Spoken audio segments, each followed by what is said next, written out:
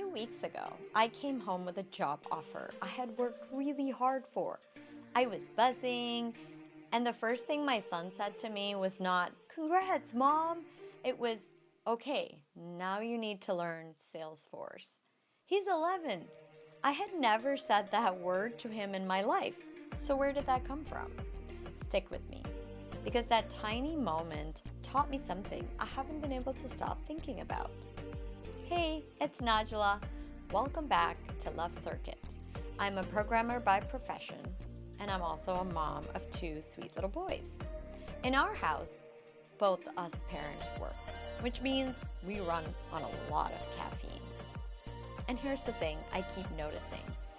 The skills I use at my desk and the skills I use at the kitchen table, they are transferable.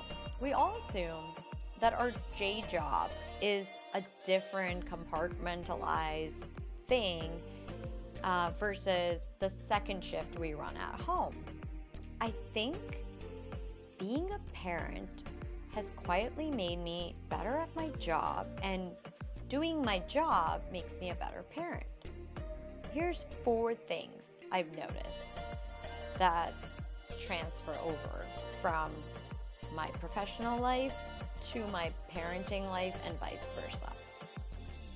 First, patience. As a programmer, I spend all day being patient with a computer that does exactly what I told it to do, which is almost never what I meant. Then I come home and same thing. Smaller, louder, messier. The patience I'm building debugging at 2 p.m. is the same muscle I use when somebody melts down at 6 p.m. It's the same muscle. I just never noticed I'd been training it all day. Second, and this one humbles me, right when you think you've got it figured out, the whole landscape changes.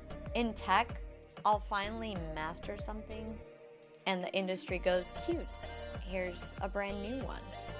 Parenting is exactly like that. I crack the code on a phase, feel a little comfortable, and overnight I've got a different kid with brand new problems. There is no figured it out. There's only figuring it out again and again and again. And honestly, once I made peace with that work, I stopped panicking about it at home. Third, communication. This is a universal one. At work, the most powerful thing I can usually do isn't to talk, it's to listen.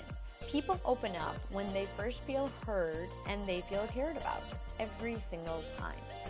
And this is exactly how it works at home. Because my parenting instinct is to direct. Do this, put your shoes on, eat your food, but my kid opens up the same way my coworkers do when I stop instructing and start listening. Turns out the 11-year-old and a senior engineer, they want the same thing, to be heard, not to be controlled. Number 4, and this is a big one. At work, I learned if you want to change, you have to change you first.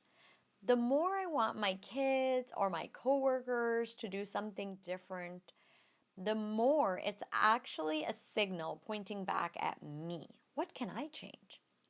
What am I modeling? Because I can tell my kid to stay calm all day long, but if I'm the one losing it, guess what he's actually learning? My most powerful parenting tool isn't a rule. It's my own behavior. And that's when it clicked for me. Parenting is a leadership practice. If you can lead at home, you can lead anywhere. So I started asking myself the question I'd ask at work. What kind of a leader do I actually want to be? Then I got to practice on the most honest group on the planet, my own two little sweet boys. They will tell you the truth. They are excellent guinea pigs. It brings me back to that job offer. The whole application process. My son was my confidant. I practiced my presentation in front of him over and over. And I genuinely thought he was tuning me out, half listening and not absorbing a thing. Then I got the offer, and out of nowhere he goes, "Okay, Mama, now you need to learn Salesforce."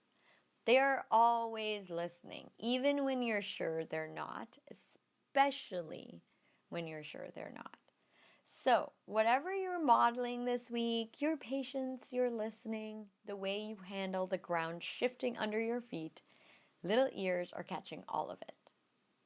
Make it good. I'm Najla, and this is Love Circuit, and we're growing together. See you next time.